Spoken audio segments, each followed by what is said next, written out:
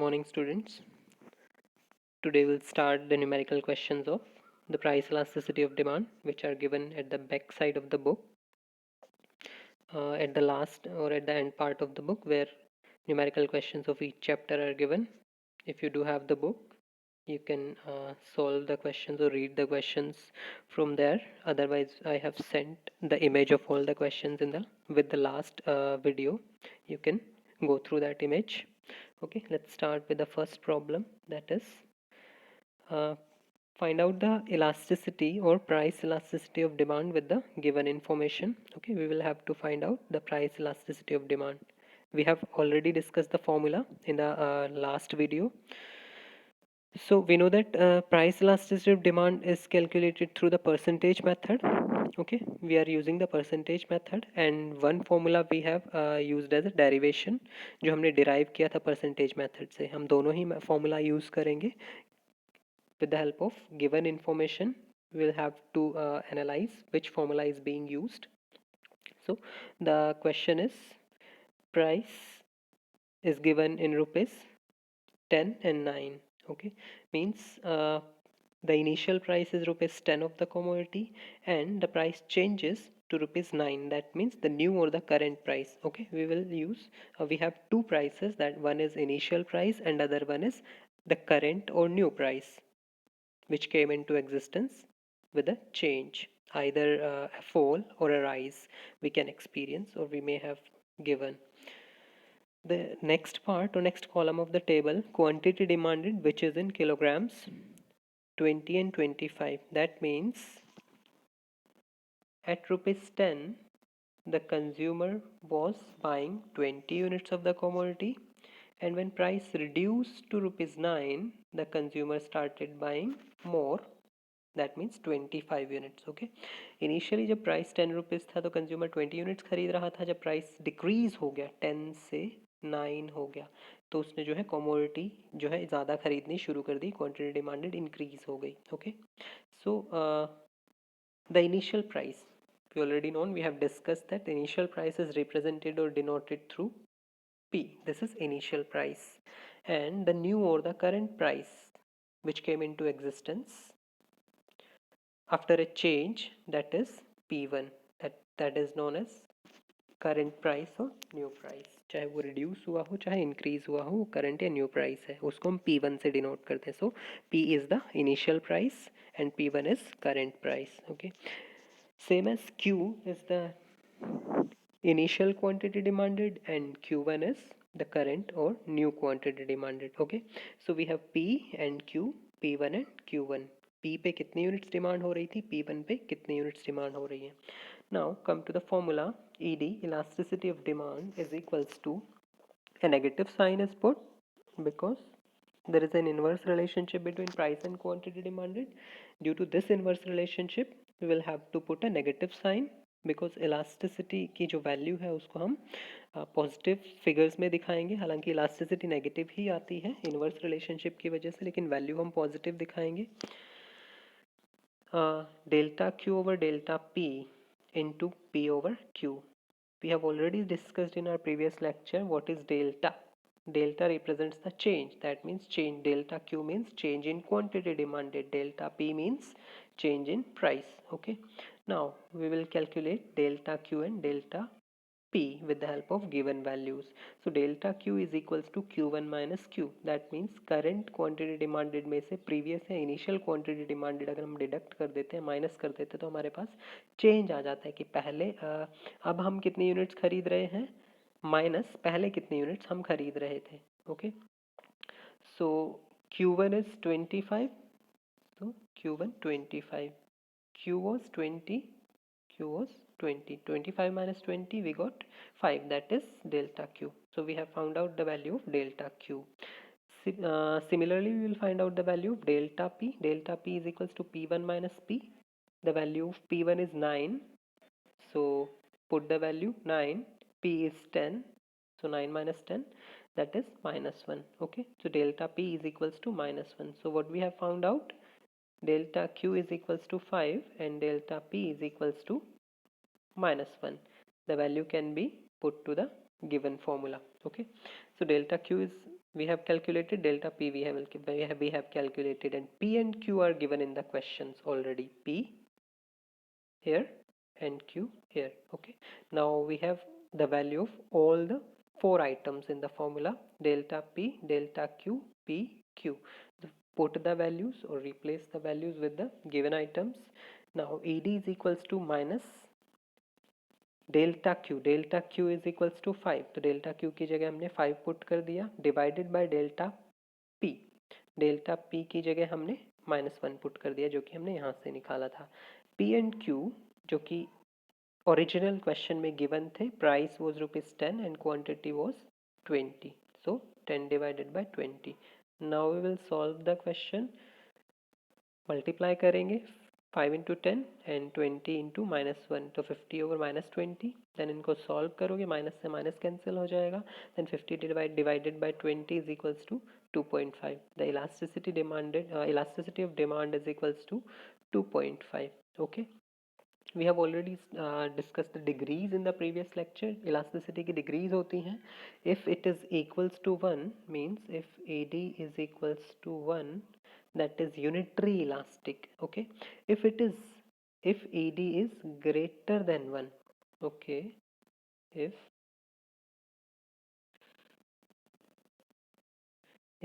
AD is greater than 1, एक से ज़्यादा है ED की वैल्यू.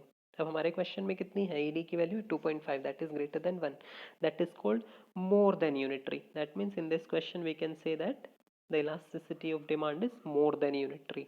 वो इक्वल चेंज नहीं हुई.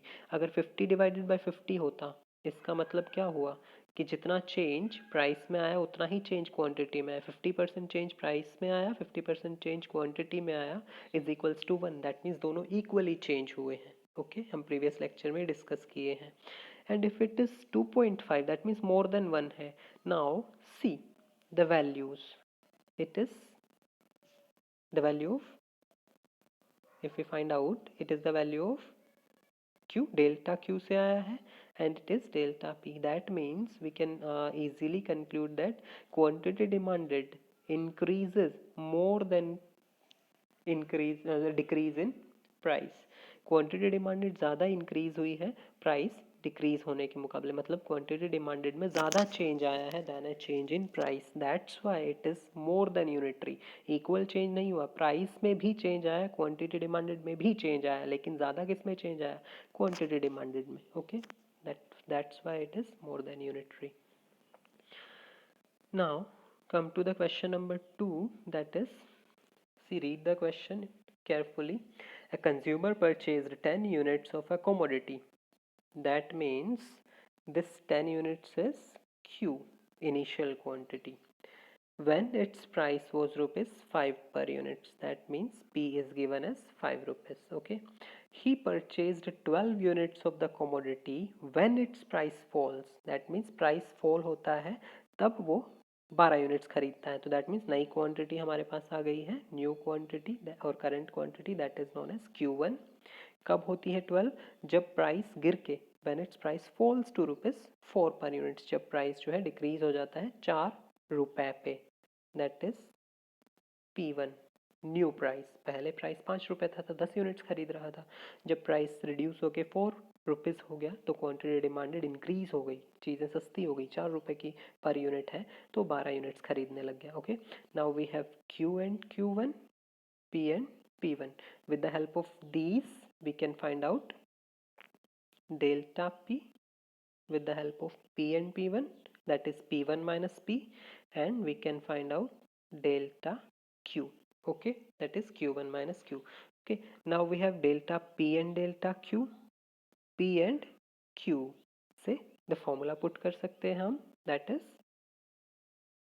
ED is equals to negative sign delta Q over delta P into P over Q, and all the values are given. हमारे पास सारी values given है, हमें डेल्टा Q और डेल्टा P निकालना है, जिनके लिए जो values चाहिए वो भी given है. तो that means सारी values हम निकाल लेंगे और इजीली फॉर्मूले में पुट करके क्वेश्चन सॉल्व कर लेंगे. Now come to the solution.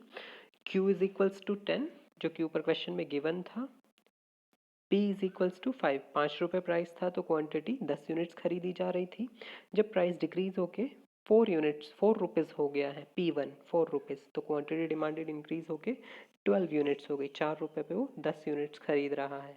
Okay, now find out the values of delta Q, change in quantity demanded. Quantity में कितना चेंज आया है? क्वांटिटी पहले 10 यूनिट्स थी, अब 12 यूनिट्स हो गई। Then 12 minus 10 means Q1 minus Q, delta Q आ गया 2 यूनिट्स। क्वांटिटी डिमांडेड 2 यूनिट से चेंज हो गई है।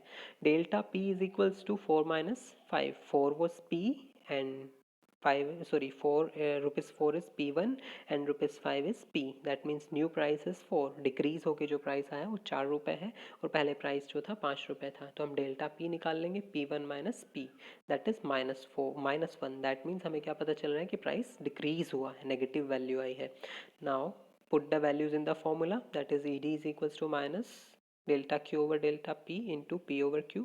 Delta Q is 2, delta P is equals to -1 and P Q and P हमारे पास ऑलरेडी क्वेश्चन में गिवन है।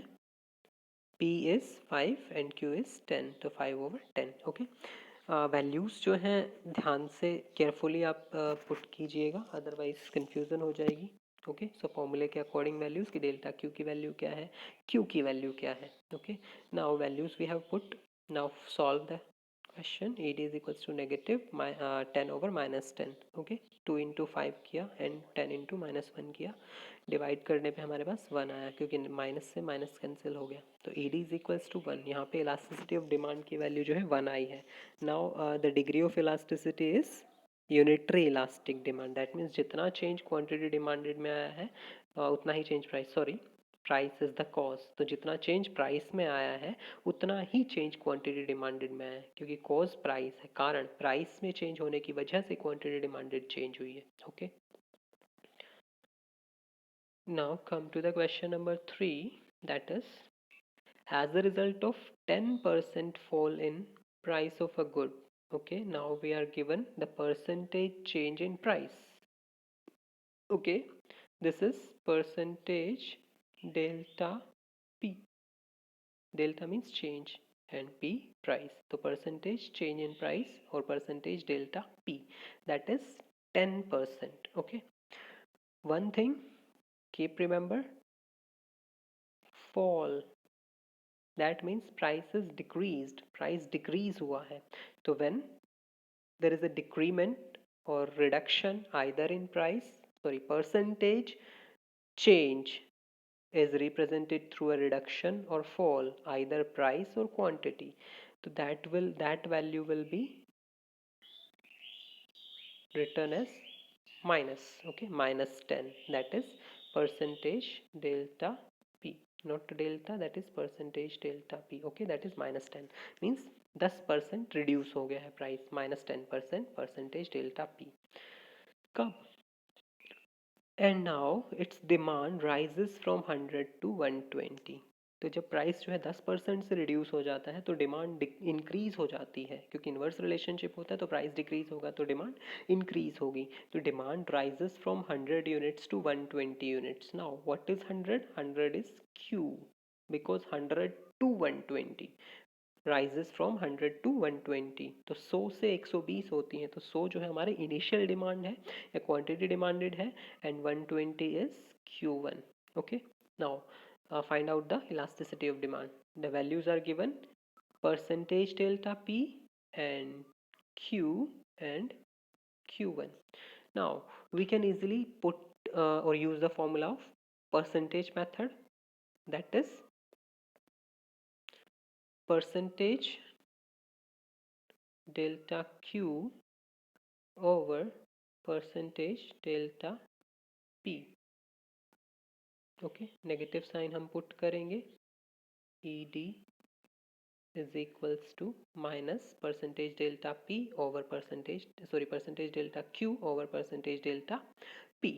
अब इस फॉर्मूले के अकॉर्डिंग हमें गिवन है सिर्फ percentage delta P, that is -10। Okay, ये वैल्यू गिवन है -10। परसेंटेज डेल्टा Q की वैल्यू नहीं गिवन है, बट हमें Q एंड Q1 गिवन है, तो with the help of Q and Q1 we can find out the value of delta Q। Delta Q की value निकल जाएगी, डेल्टा क्यू को हम परसेंटेज में कन्वर्ट कर देंगे तो दोनों वैल्यूज आ जाएंगी। Okay, let's see the solution. Formula put किया, ED is equals to minus delta percentage delta Q divided by percentage delta P। Now percentage delta P is given -10, that means price जो है 10% reduce हो गया है तो -10 है percentage delta P, price में जो है 10% रिडक्शन हुआ है।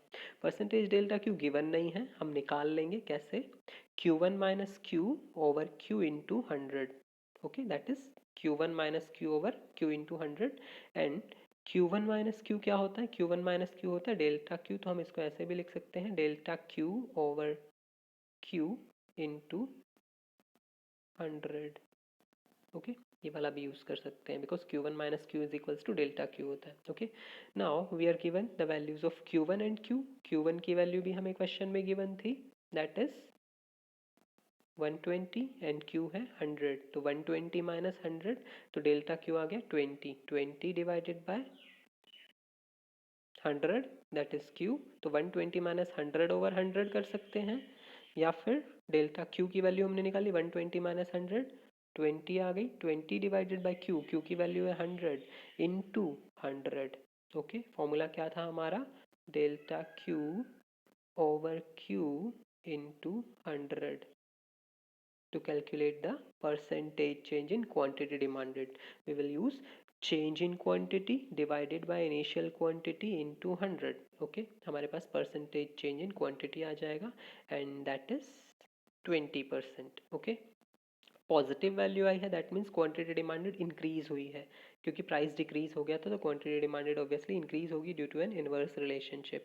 नाउ वैल्यूज को फॉर्मूले में पुट कर दो, फॉर्मूला है percentage delta Q over percentage delta P. Percentage delta Q हमने निकाला 20, परसेंटेज डेल्टा पी क्वेश्चन में दे ही रखा है दैट इज -10, क्योंकि मैंने पहले बताया कि वहाँ पे लिखा है अगर फॉल इन प्राइस और fall in quantity that means वो नेगेटिव वैल्यू आई है परसेंटेज के साथ। Okay, so that is -10। Okay, solve करेंगे तो हमारे पास इलास्टिसिटी ऑफ डिमांड की वैल्यू आ जाएगी 2, that means elasticity is greater than unitary, और greater than unitary elastic demand है, मीन्स क्वांटिटी डिमांडेड प्राइस के मुकाबले ज़्यादा चेंज हुई है। Okay, now the question number 4th, what does it say? A certain quantity of the commodity is purchased. Okay, it is saying a certain quantity of the commodity, that means हमें Q नहीं given है, is purchased when its price is ₹10 per unit, means हमें P मिल गया है and certain quantity Q is not given. Okay, P की value given है। Now quantity demanded increases by 50%. Okay, now ये जो 50% है ये क्या है, quantity demanded increases by 50%, that means this is percentage delta Q and it is 50। Okay, because increase हो रही है तो परसेंटेज जो वैल्यू दे रखी है हमें वो पॉजिटिव है, दैट मीन्स इंक्रीज हुआ है क्वांटिटी डिमांडेड 50% से। Okay, now we are given price and percentage delta Q in response to a fall in price by ₹2 per unit. Okay, जब प्राइस कब होता है ये क्वांटिटी डिमांडेड 50% से इंक्रीज, जब प्राइस डिक्रीज होता है 2 पर यूनिट से। Okay, so initial price was ₹10 per unit, now the price changes. Okay, कितना हो जाता है प्राइस, ये जो 2 पर यूनिट है ये नया प्राइस नहीं है, this is the change, that means this is delta P, ये डेल्टा पी है। ओके, एंड फॉल गिवन है that means delta P is equals to -2, the word fall is written over there. Okay, that means a fall in price by 2 per unit. Okay, price कितने से decrease हो जाता है, 2 रुपए से per unit, 2 रुपए से डिक्रीज हो जाता है। ओके, डिक्रीज हो जाता है, डिक्रीज होके इतना नहीं हो जाता। ओके, अगर 2 लिखा होता है यहाँ पे, प्राइस रिड्यूस्ड ₹2.5 और ₹2, that means this will be P1। Okay, अगर 2 लिखा होता डिक्रीज होके इतना हो गया है तो P1 होता, अगर बाय लिखा है तो दैट मीन्स इतने से डिक्रीज हो गया है, इतने से इंक्रीज हो गया है। ओके, बाय लिखा है तो वो चेंज है। ओके, एंड 2 लिखा है तो नया, मीन्स करेंट आइदर प्राइस और क्वांटिटी डिमांडेड जो भी है। So keep remember to and by का concept. Okay, Now the price falls by ₹2 per unit. Okay, so initial price P was 10. Okay, price falls by 2 per unit. That means delta P is equals to -2. Okay, now delta P -2 है, delta P -2 है, that means हम यहाँ से P1 निकाल सकते हैं क्योंकि हमारे पास P गिवन है. Okay, so put the formula of delta P, that is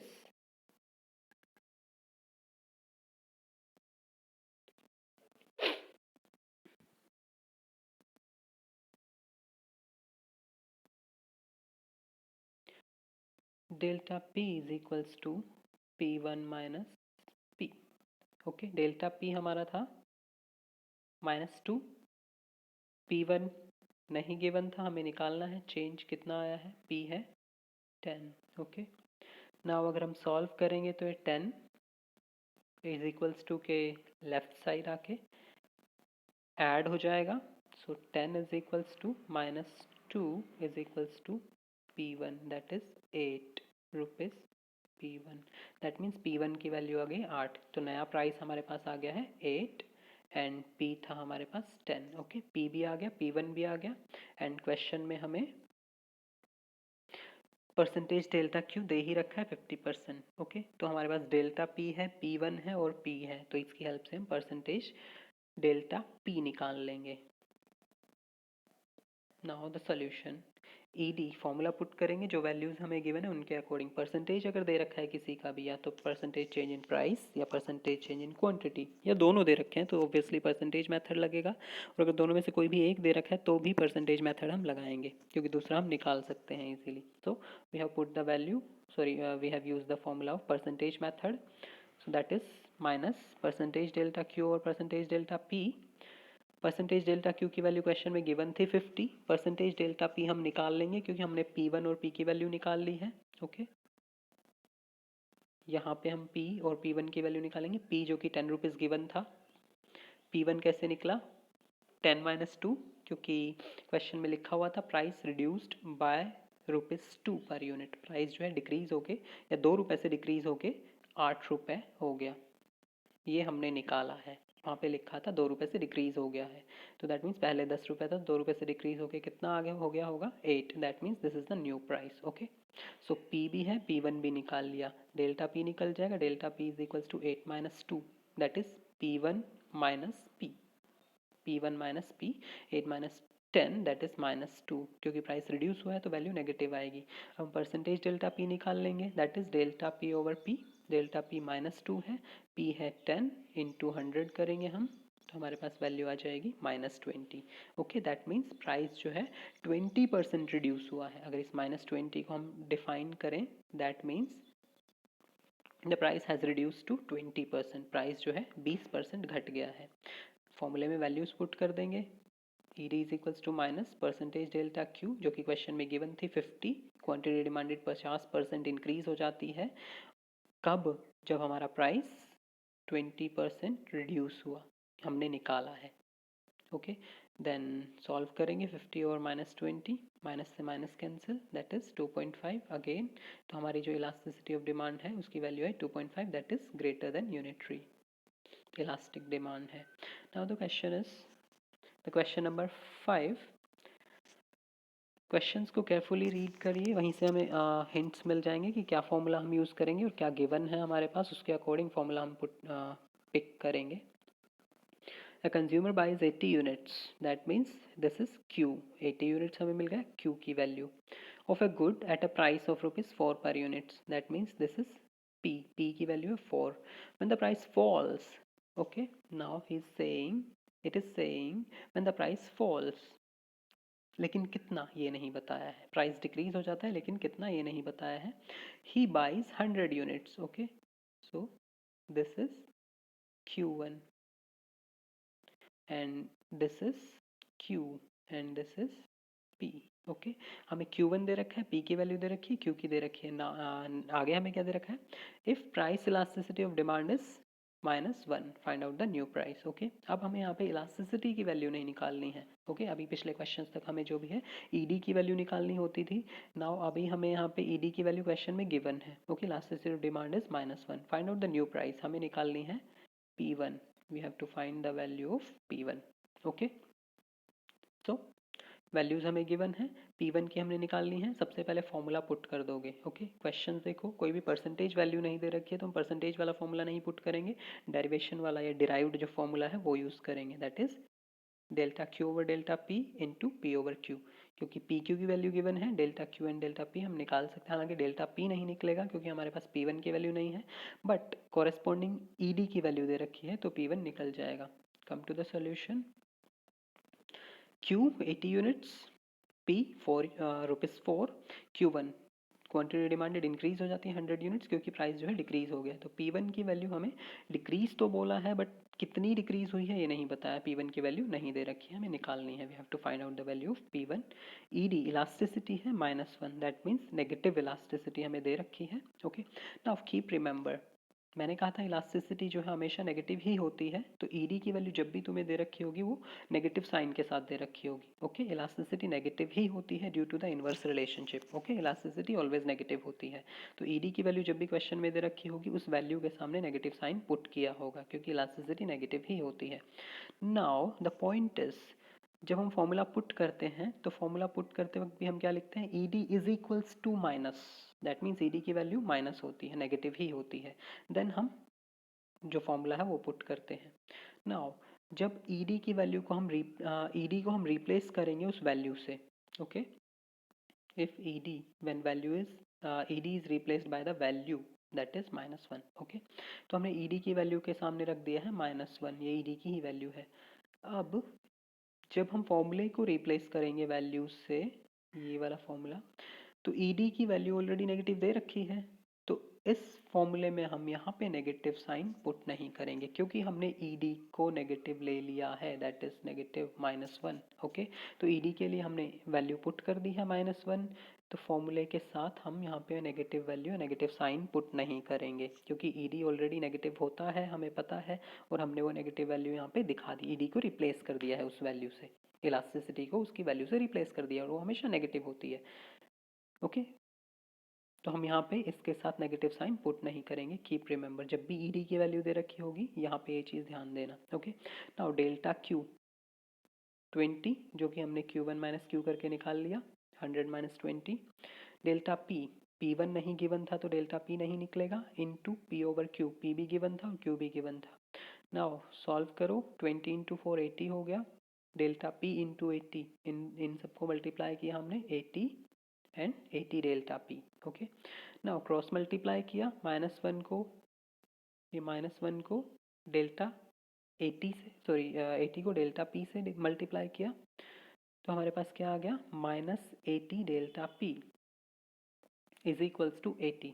okay, -80 delta P is equals to 80। Okay, अब न्यूमेरिकल वैल्यूज को एक साइड लेके जाएंगे, सो जो -80 है ये left hand side equals to के लेफ्ट हैंड साइड जाके क्या हो जाएगा, डिवाइड, क्योंकि ये इधर मल्टीप्लाई में है डेल्टा पी के साथ, तो उधर जाके जो है डिवाइड हो जाएगा, तो 80 over -80 is equals to delta P. Okay, so delta P की वैल्यू आ गई हमारे पास -1, 80 ओवर -80, तो -1 आ गई। Okay, delta P -1, delta represent करता है चेंज को एंड पी है डेल्टा के साथ, that means change in price कितना आया है, -1, माइनस रिप्रेजेंट करेगा डिक्रीज, दैट मीन्स प्राइस जो है डिक्रीज हो गया है 1 रुपए से। सो डेल्टा पी की वैल्यू हम पुट कर देंगे किसमें, फॉर्मूले में। डेल्टा पी कैसे निकलता है, delta P is equals to P1 minus P, delta P की वैल्यू हमने निकाल ली है -1, तो हमने डेल्टा पी की वैल्यू यहाँ पे रख दी है। P1 हमें निकालना था, P की वैल्यू क्वेश्चन में गिवन है 4। ओके, अब हम सॉल्व करेंगे, तो ये 4 इधर नेगेटिव है, राइट लेफ्ट हैंड साइड जाके क्या हो जाएगा, पॉजिटिव, तो 4 माइनस 1, यहाँ पे हम इसको इधर लेके जाएंगे तो क्या हो जाएगा, 4 minus 1 is equals to 3, 3 is equals to P1, that means नया जो प्राइस आया है वो कितना हो गया, 3 रुपये, तो प्राइस डिक्रीज हो गया है 3 रुपये, तो हमारी क्वांटिटी डिमांडेड 80 से 100 हो गई थी, तो हमें प्राइस ही निकालना था। Next question number 7th, 6th question same है, सिमिलर है। Question number 7, price elasticity of demand of a good is, that means ED again given है -1. At a price the consumer buys 60 units of the good, how many units will the consumer buy if the price falls by 10%? Okay, percent दे रखा है, that means percentage method हम use करेंगे. Okay, given क्या है, ED की value दे रखी है. Again at a price of the consumer buys 60 units of the good. यहाँ पे प्राइस नहीं दे रखा है, इसने बोला कोई भी प्राइस, एट अ प्राइस, किसी प्राइस पे वो 60 यूनिट्स खरीदता है. दैट मीन्स यहाँ पे हमें दे रखा है ये Q. Okay, 60 units. This is Q. This is ED. ED की वैल्यू हमें दे रखी है, Q दे रखा है. How many units will the consumer buy? Q1 नहीं दे रखा है. How many units will the consumer buy? कितनी खरीदेगा? Q1 नहीं दे रखा है. If the price falls by 10%, अगर प्राइस 10% रिड्यूस हो जाए. हालांकि हमें इनिशियल प्राइस नहीं दे रखा है, ओके, लेकिन प्राइस में जो चेंज हुआ है, परसेंटेज चेंज, वो दे रखा है. ओके, तो हमें परसेंटेज मिल गया. तो परसेंटेज फॉर्मूला हम पुट कर देंगे, परसेंटेज मेथड. ईडी की वैल्यू है -1, क्यू है 60, परसेंटेज डेल्टा पी है -10, क्योंकि उसने दे रखा है अगर प्राइस 10% से डिक्रीज हो जाए, तो दैट मीन्स जो परसेंटेज डेल्टा पी आएगा वो नेगेटिव है, क्योंकि उन्होंने फॉल दिखाया है प्राइस में, तो -10. फॉर्मूला हमने परसेंटेज, क्योंकि परसेंटेज डेल्टा पी की वैल्यू दे रखी है, तो E D is equals to minus percentage delta Q over percentage delta P. Values put कर लो. ईडी की वैल्यू नेगेटिव ही होती है, नेगेटिव -1 दे रखा है, तो ये माइनस हम यहाँ पे रिप्लेस कर दिया है, तो इधर नहीं आएगा हमारे पास. परसेंटेज डेल्टा क्यू की वैल्यू नहीं निकल सकती, क्योंकि Q1 नहीं गिवन है, Q ही गिवन है. परसेंटेज डेल्टा पी क्वेश्चन में गिवन है -10. ओके, यहाँ पे कंफ्यूज मत होना कि दो नेगेटिव वैल्यूज क्वेश्चन में दे रखी हैं. एक ईडी की वैल्यू दे रखी है, दैट इज -1, और एक प्राइस की दे रखी है. क्योंकि प्राइस 10% लिखा है, लेकिन उसके साथ वर्ड लिखा है फॉल और रिड्यूस, तो हम -10 लिखेंगे, -10 लिखेंगे. ओके, अब क्रॉस मल्टीप्लाई किया तो -1 इंटू -10, 10 इज इक्वल्स टू, इधर बच गया percentage delta Q. Okay, percentage delta Q हमारे पास आ गया. दैट मीन्स क्वांटिटी डिमांडेड 10% से इंक्रीज हुई है, पॉजिटिव वैल्यू आई है, तो क्वांटिटी डिमांडेड इंक्रीज हुई होगी. ओके, तो परसेंटेज डेल्टा क्यू आ गया 10%. नाउ परसेंटेज डेल्टा क्यू का फॉर्मूला पुट कर लेंगे हम यहाँ पे. परसेंटेज डेल्टा क्यू कैसे निकलता है, percentage delta Q is equals to delta Q over Q into 100. Okay, delta Q की वैल्यू नहीं गिवन है, बट क्यू क्वेश्चन में गिवन है. परसेंटेज डेल्टा क्यू हमने ऊपर निकाल लिया है 10, तो 10 is equals to delta Q over 60 into 100. Solve करेंगे तो हमारे पास डेल्टा क्यू आ जाएगा 6. मीन्स क्वांटिटी डिमांडेड पॉजिटिव है, तो क्वांटिटी डिमांडेड इंक्रीज हो गई है 6 यूनिट से. ओके, तो डेल्टा क्यू की वैल्यू आई है. अब डेल्टा क्यू का फॉर्मूला पुट करो Q1 निकालने के लिए. Delta Q is equals to Q1 minus Q, values put करो. डेल्टा क्यू है 6, Q1 नहीं है, Q है 60, तो हमारे पास Q1 की वैल्यू आ जाएगी 66. दैट मीन्स क्वांटिटी डिमांडेड 60 से इंक्रीज होके 66 हो जाएगी जब प्राइस जो है 10% रिड्यूस हो जाएगा. Okay, now I'm coming to the question number 13 because rest of the questions are same. Question number 7th and 11th are same. जो अभी हमने 7th डिस्कस किया है और 11th दोनों ही सेम है. ओके, बस थोड़ा बहुत चेंज है वहाँ पे. कमोडिटी जो है इलास्टिसिटी ऑफ डिमांड के साथ वहाँ में हमें delta P over P is equals to -0.2 दे रखा है. इस -0.2 को हम 100 से मल्टीप्लाई करके परसेंटेज चेंज इन प्राइस निकाल सकते हैं, जो कि 7th में हमें गिवन था. यहाँ पे हमें सिर्फ 100 से मल्टीप्लाई करना है, निकल जाएगा. Next question, question number 13. When the price of the commodity reduces from 5, okay, the price of the commodity reduces from 5 to 4. Okay, that means this is P and this is P1. Okay, यहाँ पे 2 है, that means मैंने कहा था 2 and by का concept, तो 5 रुपए से घट के 4 हो गया है. ओके, 5 रुपए से घट के 4 हो गया है. ओके, बाय होता तो उतने से डिक्रीज हुआ, वो चेंज है. बाय में जो वैल्यू लिखी हुई है वो चेंज है, डिफरेंस है वो. ओके, दोनों के बीच का, वो लास्ट वैल्यू नहीं है, हमें वो P1 की वैल्यू नहीं होती. Expenditure on the commodity reduces from 60 to 48. Okay, यहाँ पे हमें गिवन है Pn, P1.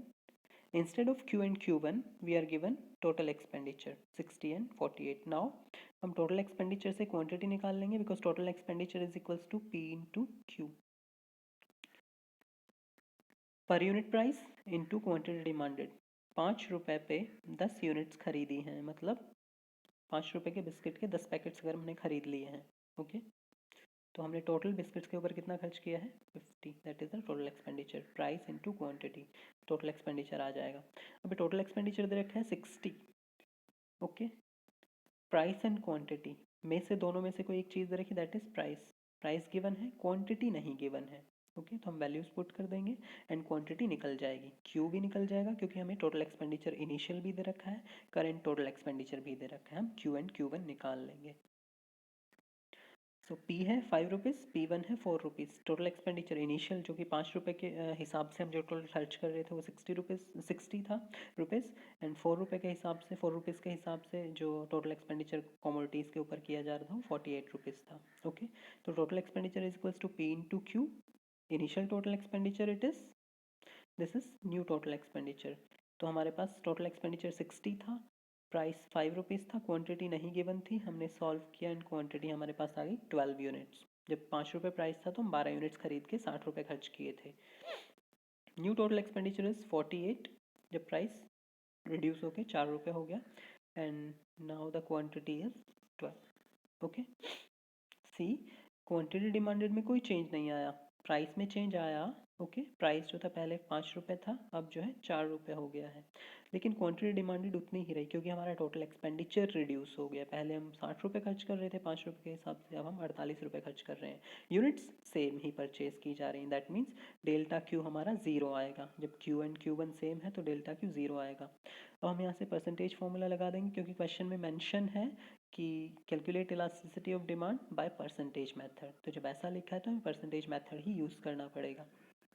तो यहाँ से हम परसेंटेज निकाल लेंगे, percentage delta Q is equals to delta Q over Q into 100, okay. Delta Q हमारा क्या आया, delta Q is equals to Q1 minus Q, ये Q1 है जो कि 12 आया और Q भी 12 ही आया है हमारा,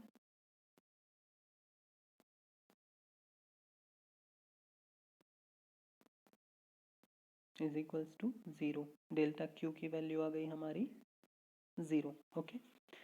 सो डेल्टा क्यू की वैल्यू हमने 0 निकाल ली, तो डेल्टा क्यू यहाँ पे था, पुट कर दिया 0, क्यू 12 था, ओके, इंटू 100, तो परसेंटेज डेल्टा क्यू आ गया 0। इसी तरीके से परसेंटेज डेल्टा पी निकाल लिया, वो हमें गिवन थे क्वेश्चन में, P1 एंड P, तो हमारे पास परसेंटेज डेल्टा P आया है -20 क्योंकि हमारे पास प्राइस रिड्यूस हुआ है, ओके, तो -20।